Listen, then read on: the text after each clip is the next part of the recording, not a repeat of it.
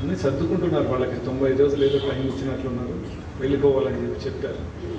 అక్కడ ఎంతో కాలంగా ఎన్నో సంవత్సరాలుగా అక్కడ స్థిరపడిన వాళ్ళందరూ కూడా వెళ్ళిపోవాలని చెప్పి ఆయన ఆర్డర్ ఇస్తే, సరే ఆ టైంలో స్వామి సాక్షాత్ స్వామి అక్కడ ఉగాండాకి పోయి అది ఒక్క దేశమే బయటకు వెళ్ళి వచ్చారు స్వామి. అక్కడ ఉన్న ఇండియన్ కమ్యూనిటీ అందరికీ కూడా మీరందరూ సర్దుకోండి, ఇలా మీకు ఆర్డర్స్ వస్తాయని చెప్పి ముందుగానే చెప్పున్నారు స్వామి. సో వీళ్ళందరూ మెంటల్గా ప్రిపేర్ అయ్యిందారు. స్వామి చెప్పారు, బట్ ఏదో ఒక ఆర్డర్ వచ్చేటట్టుంది. అందులోపల ఈ ఆర్డర్ రానే వచ్చింది. ఆయన చెప్పాడు, అక్కడ ఈదీ అమీన్ అనే ఒక డిక్టేటర్ ఉండేవాడు, ఆయన ఆర్డర్స్ పాస్ చేశారు, అందరూ వెళ్ళిపోవాలని.